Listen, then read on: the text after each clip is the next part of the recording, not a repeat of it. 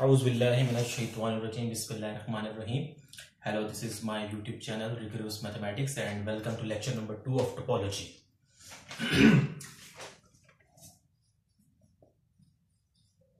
Our lecture 2 outlines are actually I'm just going to target one topic in this video, and this is usual topology on R, and R stands for set of real numbers. So what I am going to show that there is a special kind of topology on the set of real numbers, and it is called the usual topology. So obviously when we talk about topology in the previous lecture, we have defined topology and then have proven discrete topology example, and also we had proved a theorem as well. So in this particular lecture we are dealing with ground set R. R is the set of real numbers. Now what is R? We all know minus infinity to plus infinity. This is the real line. So another way of looking at R is union of rationals and irrationals. Okay, so in this lecture we mainly focus on set of real numbers, and we will consider a special class of subsets of R which satisfies the three conditions of topology, and that particular class of subsets of R is known as the usual topology on R. तो basically क्या करना है कि हमने अपना जो ground set है वो R चूज करना है यहाँ पर, और उसके ऊपर एक खास किस्म के सबसेट्स ऑफ R की कलेक्शन लेनी है और प्रूफ करवाना है कि वो उन तीनों कंडीशंस को सेटिस्फाई करता है. इस प्रॉब्लम की स्टेटमेंट देख लेते हैं. नॉर्मली कैसे ये चीज आ सकती है, पूछी जा सकती है आपसे. Let x is equal to R and tau is equal to, tau के अंदर क्या होगा, R के सबसेट्स होंगे और डेफिनेटली वो किसी खास कंडीशन को सेटिस्फाई कर रहे होंगे. देखते हैं R के सबसेट्स किस किस्म के subsets, set builder form such that for all x belongs to capital A there exist, ये देयर एग्जिस्ट की नोटेशन है, ये फॉर ऑल की नोटेशन है. There exist A B in R with A is less than B such that x belongs to AB and is contained in A.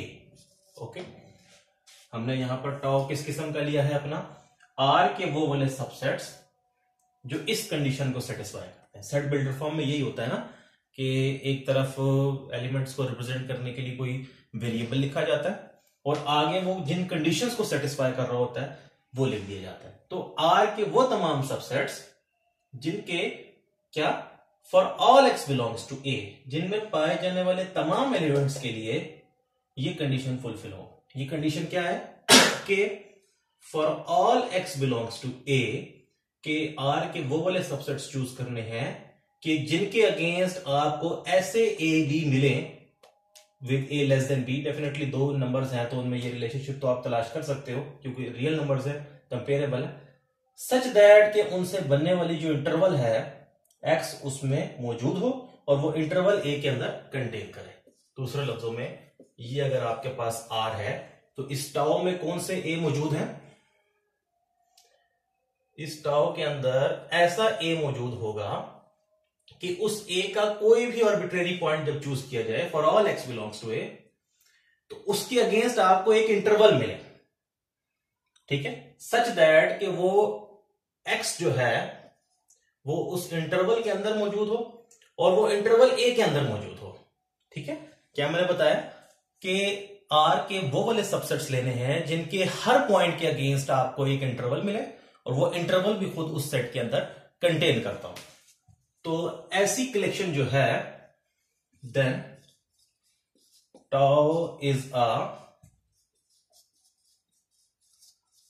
topology on R called usual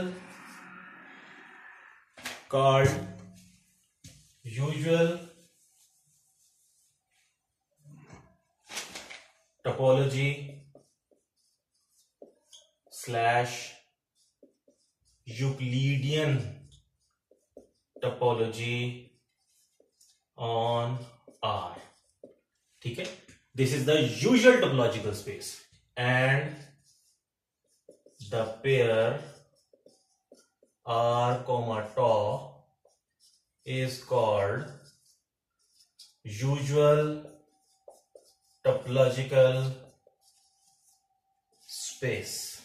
okay, फिर से मैं explain कर देता हूं। Are के वो वाले subset लेने हैं कि जिनका कोई भी एलिमेंट जब चूज किया जाए तो उसके अगेंस्ट, उसके मुकाबले पे एक ऐसा इंटरवल मिले कि वो पॉइंट खुद उस इंटरवल में हो और वो इंटरवल उस सेट में हो जिसको आप टाउ में भेजना चाहते हैं। ओके, तो अब हम क्या करेंगे, ये स्टेटमेंट है तो ये मेरा क्लेम है कि ये टाउ टोपोलॉजी है आर के ऊपर, तो हम इस टाउ के लिए तीनों कंडीशंस को वेरीफाई करवाएंगे।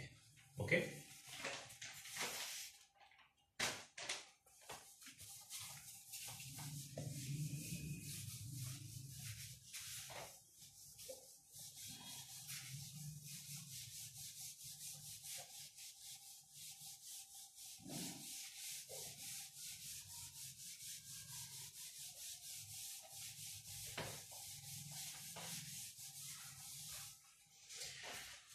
Just look at the proof, very important topology. ये टोपोलॉजी की एक बहुत ही इंपॉर्टेंट किस्म है। ठीक है, तो पहली कंडीशन में हम क्या प्रूफ करते हैं, हम यहां पे थोड़ा सा लिख लेते हैं कि हमारा जो टाउ है उसके अंदर जो आर के सबसेट्स हैं वो किस कंडीशन को सेटिस्फाई करते हैं। For all x belongs to A there exist an open interval AB such that X belongs to that open interval and that open interval is contained in A। क्या मैंने बोला, ये इंपॉर्टेंट कंडीशन इसलिए बार बार बता रहा हूं कि R के वो सबसेट्स लो कि जिनके किसी भी पॉइंट के अगेंस्ट आपको कम से कम कोई एक इंटरवल तो मिले कि वो पॉइंट उस इंटरवल के अंदर मौजूद है और वो इंटरवल उस सेट के अंदर मौजूद है जिसको आपने टाउ में भेजना है। ओके, नाउ प्रूफ C1 में क्या प्रूफ करते हैं कि x भी टाउ का एलिमेंट है और 5 भी टाउ का एलिमेंट है। ओके, तो यहां पर x क्या है, यहां पर x set of real numbers है।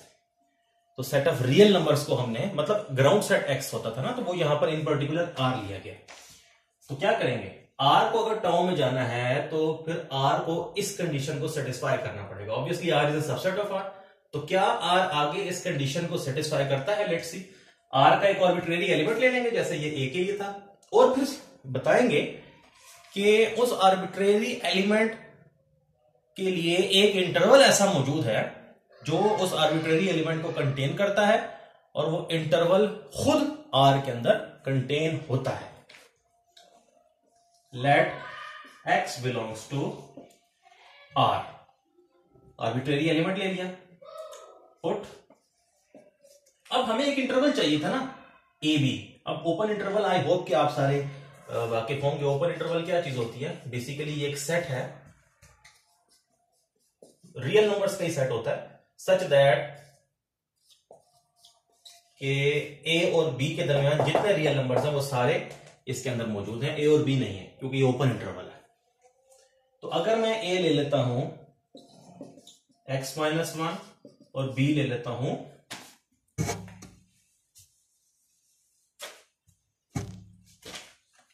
x+1, ठीक है, देन अब जो देखिए इंटरवल बनता है x-1 से x+1 से तक, तो आपका नहीं ख्याल कि x को उसके अंदर होना चाहिए। ये बिल्कुल ऐसे ही है कि अगर आपके पास एक नंबर है 10, अब 10-1 क्या है 9 और 10+1 क्या है 11, तो 9 से लेकर 11, और ये ओपन इंटरवल की डेफिनेशन है, तो ऑब्वियसली 9 से लेकर 11 के बीच सारे एलिमेंट्स मौजूद हैं, तो 10 उसके अंदर ही कहीं मौजूद होगा ना, बिकॉज ये कंपेरेबल एलिमेंट है। तो x इस इंटरवल के अंदर चला गया, ठीक है। ऑब्वियसली अब ये जो इंटरवल है इसके अंदर रियल नंबर्स है। हर इंटरवल जो होता है, ओपन हो, क्लोज हो, जैसा मर्जी इंटरवल हो, वो सबसेट ऑफ आर होता है। इंटरवल का concept always set of real numbers के लिए डिफाइन होता है। तो ये जो ओपन इंटरवल है, this is contained in are. That is कि जो आर्बिट्रेरी एक्स लिया था आपने, वो बिलोंग करता है x-1 से x+1 तक के ओपन इंटरवल में, और ये कंटेन करता है आर के अंदर। तो आर ने जो कैपिटल आर जो सपोज किया, जो जिसको टाउ में भेजना था, उसने टाउ में जाने की कंडीशन को पूरा कर दिया। तो इसका मतलब है R belongs to tau. Okay, तो C1 में हम क्या प्रूव करते हैं कि आर भी टाउ का मेंबर है और फाई भी टाउ का मेंबर है।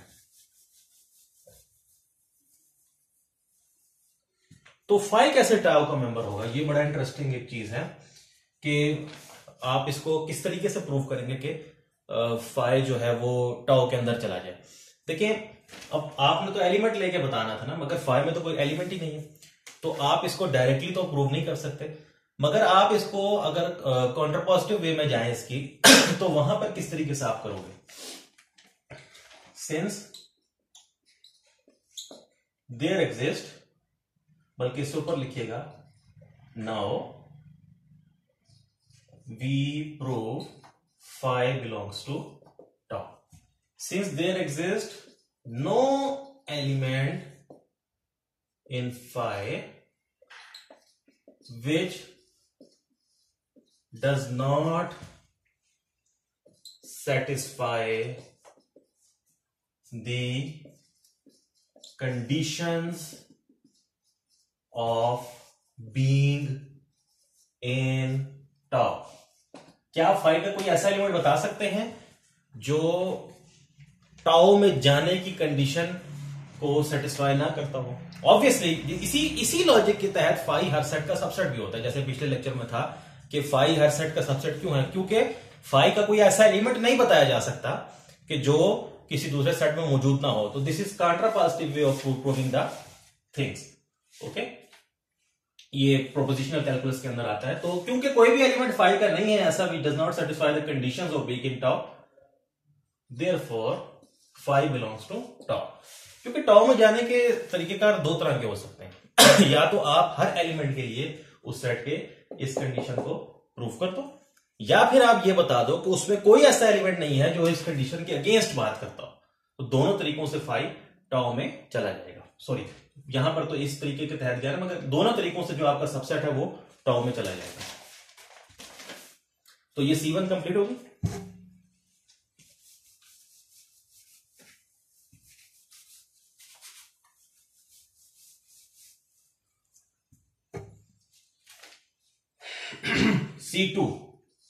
C2 के अंदर हम क्या करते थे, let A I such that I belongs to capital I. ये आई जो है ये कोई इंडेक्स सेट है, फाइनाइट, इन्फिनिट, किसी भी किस्म का हो सकता है, और इसमें जितने एलिमेंट्स हैं उतने एक ए आईज आपके पास आ रहे हैं। इस चीज को मैंने काफी डिटेल में एक्सप्लेन किया था। For some index set I be a sub family of tau। ठीक है, आर्बिट्रेरी सब फैमिली लेते हैं इन्फिनिट फाइनाइट के चक्कर से हटके, और क्या करेंगे, टू प्रूव कि इस आर्बिट्रेरी सब फैमिली की जो यूनियन है ये टाउ से बिलोंग करती है। ओके, इसको टाउ के अंदर देखना है। तो अब देखिए, ये यूनियन भी तो लेकर एक सेट बनेगा ना, ये एक सेट बनेगा। तो ये सेट टाउ में कब जाएगा, जब ये टाउ की कंडीशंस को सेटिस्फाई करेगा। तो कोई आर्बिट्रेरी एलिमेंट इस सेट कर लेते हैं ताकि, और फिर कोशिश करते हैं इस कंडीशन को प्रूव करवाने की। Let x belongs to union i belongs to capital I A sub i. मतलब अगर आपने एक एलिमेंट ले लिया इस यूनियन के अंदर, ठीक है, अगर कोई एलिमेंट यूनियन में जाता है तो इसका मतलब है कि जिन नंबर ऑफ सेट्स की यूनियन ले करके ये ओवरऑल यूनियन बन रही है वो उसमें से किसी एक के अंदर, ठीक है। यूनियन की ये कंडीशन है ना कि अगर यूनियन में एलिमेंट आ रहा है तो एटलीस्ट किसी एक में होगा। It implies x belongs to A sub k for some k belongs to i. Indexing set के एलिमेंट्स के अगेंस्ट आपको यहां पर सबस्क्रिप्ट्स मिल रही है और वो सबस्क्रिप्ट्स लेबल कर रही हैं इस सब फैमिली के एलिमेंट्स को, ठीक है।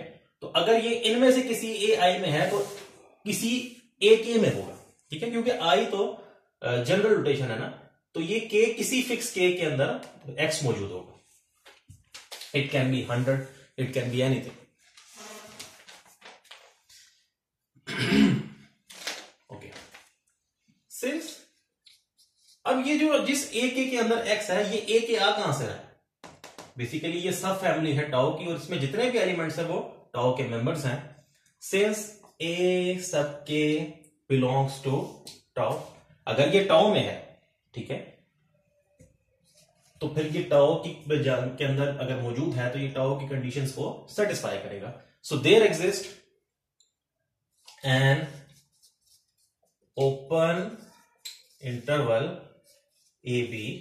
टाउ में जाने के लिए क्या शर्त है कि उसका कोई भी आर्बिट्रेरी एलिमेंट जब लिया जाता है तो उसके अगेंस्ट एक ओपन इंटरवल मिलता है सच दैट के वो पॉइंट उस ओपन इंटरवल में होता है और वो ओपन इंटरवल उस सेट के अंदर होता है। There exist an open interval A b such that x belongs to a b and a b is contained in a sub k, ठीक है। इनमें से किसी ए आई के अंदर होना था ना, एक्स में किसी ए आई के अंदर होना था, तो वो उसको जब लेवल किया जाएगा स्पेसिफिकली तो वो इन जनरल किसी ए के में जाएगा, ठीक है। ये आई जो है ये वेरिएशन वाला आई है ना, और ये कोई फिक्स होगा ना। अब ये ए के जो है ये इनमें से कोई एक एलिमेंट है और ये उन सब की यूनियन लिखी हुई है, तो यूनियन लेके जो सेट आता है वो उन तमाम सेट्स को कंटेन करता है जिनकी यूनियन लेके वो यूनियन बन रही होती है। और ये बात हमने लास्ट टाइम भी डिस्कस की थी, तो इसी को इंप्लॉय करते हैं। As a sub k is contained in this union, okay, a sub k is contained in this union. So we have, अब एक्स बिलोंग करता था ए बी से, ए बी इंटरवल से, और वो ए बी इंटरवल ए के में था और ए के आगे से इसमें था, तो यहां से आप क्या लिख सकते हो, ये बात, ठीक है। तो मैंने क्या किया, एक आर्बिट्रेरी एलिमेंट लिया इस यूनियन का और उस यूनियन और उस एलिमेंट के दरमियान में एक इंटरवल क्रिएट करके बता दिया जो इस कंडीशन को सेटिस्फाई कर रहा है। अब अगर आप टाउ की डेफिनेशन देखें यहां पर, तो टाउ में किसी सेट के जाने के लिए इस कंडीशन को पूरा करना लाजमी है। तो इस यूनियन ने टाउ में जाने की शर्त को पूरा कर दिया, तो यहां से क्या लिखा जाएगा, it implies union i belongs to i, A sub i belongs to tau. So C2 is true. C2 is true. अब C3 देखते हैं।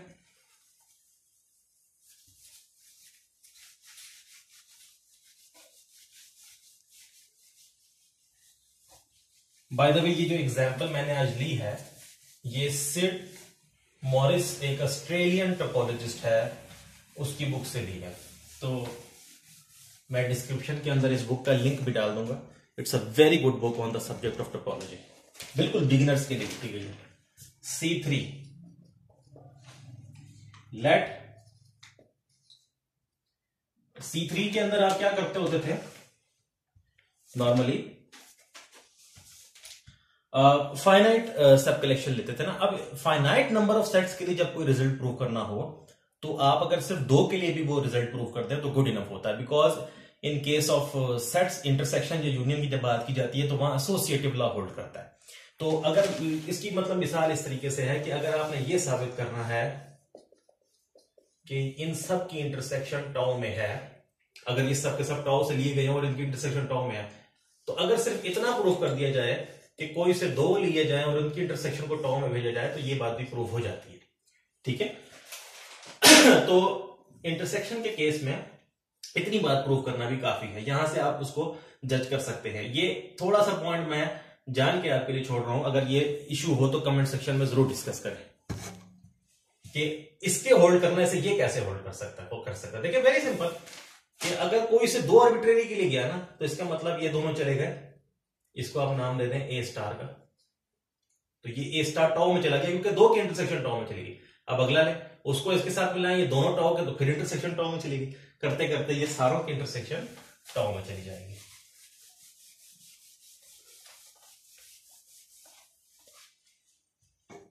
Late A1 A2 belong be in top, ठीक है।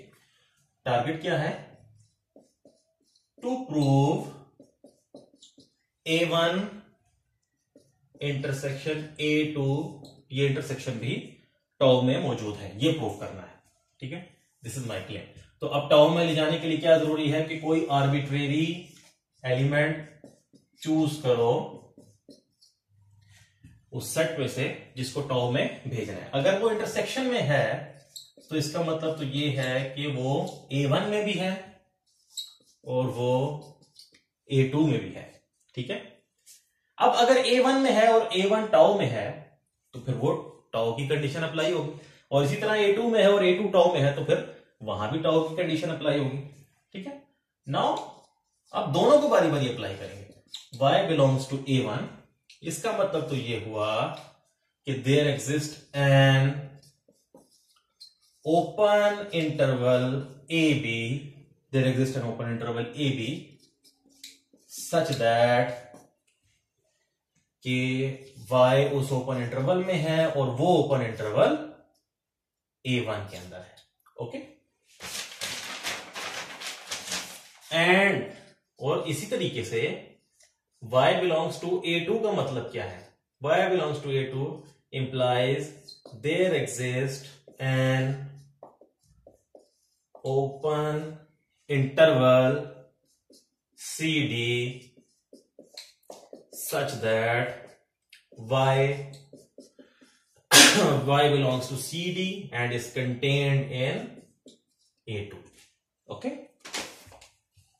अब टारगेट क्या होना चाहिए? यहां मैं रफ में थोड़ा सा लिखता हूं कि टारगेट हमारा ये होना चाहिए कि क्योंकि y A1 इंटरसेक्शन A2 से है तो हम y को किसी ऐसे इंटरवल में भेज दें कि जो इंटरवल A1 और A2 की इंटरसेक्शन में मौजूद हो। यानी अब एक ऐसा इंटरवल तलाश करेंगे जो A1 में भी मौजूद हो और A2 में भी मौजूद हो, तभी तो वो दोनों के अंदर जाएगा, ठीक है। लेट अब ये क्या है हमारे पास कि ए भी एक इंटरवल है और सी डी एक इंटरवल है। अगर मैं ये कहूं कि let E is equal to maximum of a c, ठीक है। ए और सी जो है इन दोनों में से डेफिनेटली कोई एक बड़ा होगा because they are the real numbers, ठीक है। तो अब ए और सी का मैक्सिमम क्या होगा? या ए होगा या सी होगा, मगर आपको इन जनरल तो नहीं पता ना कि क्या होगा, तो उसको एक नया नाम दिया जाएगा ई। ई या तो ए होगा या फिर वो सी होगा। एंड इसी मुनासबत से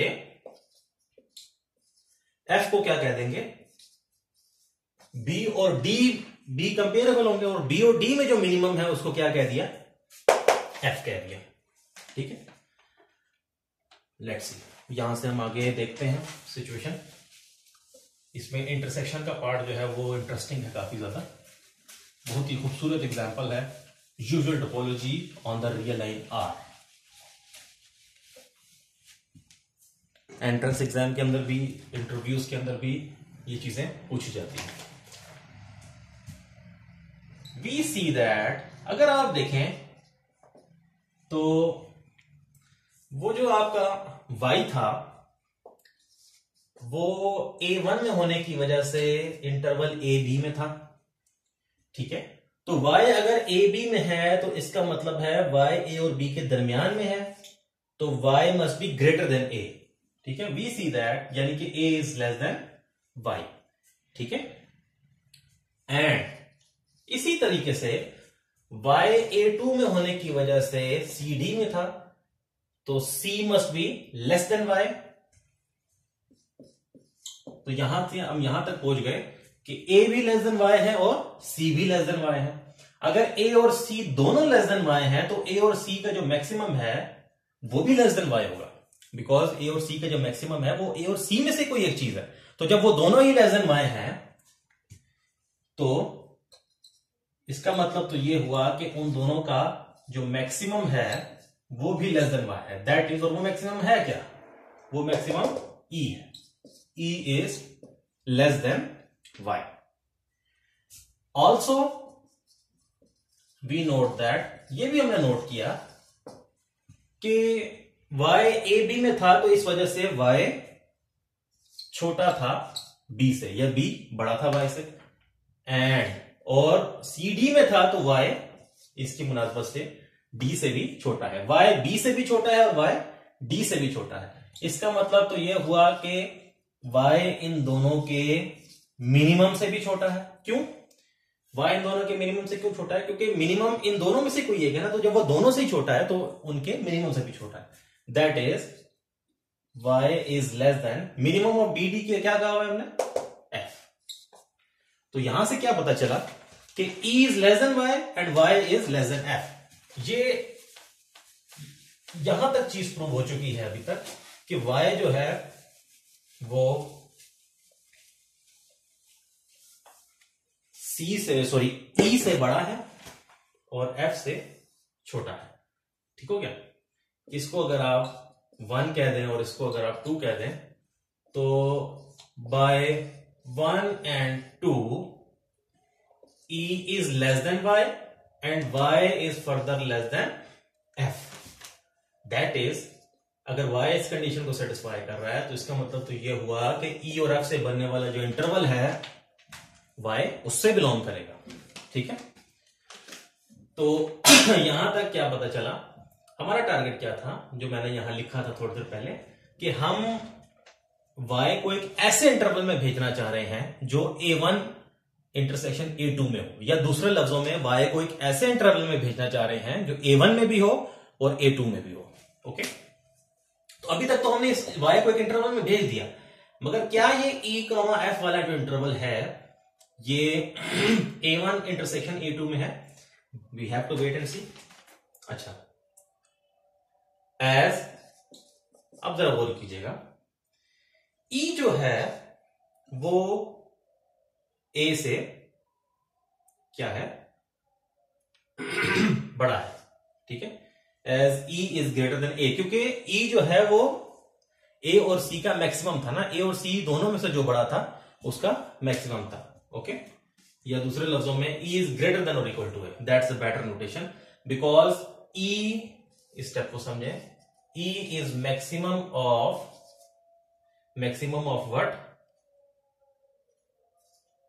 a, c। तो e या a है या a से बड़ा है, इस चीज पे गौर करें। यानी अगर a है फिर तो ठीक है, फिर तो इक्वालिटी आ गई, अगर c है तो इसका मतलब c a से बड़ा है, तो इस वजह से in general e is greater than और इक्वल टू a। एंड इसी तरीके से f चूंकि मिनिमम है किसका, b और d का, तो इस मुनासबत से f इन दोनों में से जो छोटा होगा उसके बराबर होगा। तो हमें तो नहीं पता कि किससे f एग्जैक्टली किसके बराबर है इन जनरल, तो जनरली क्या लिखा जाएगा, f इज लेस देन और इक्वल्स टू b। तो यहां से क्या सिचुएशन बनती है कि अगर ये इंटरवल a b है तो e या तो बड़ा है a से, ठीक हो गया, या a ही है, और f या तो छोटा है b से या b ही है, तो इस तरह की चीज आ गई। तो आप गौर करें कि ये e f वाला इंटरवल जो है ये कंटेन हो रहा है इसके अंदर, a b इंटरवल के अंदर। ठीक है,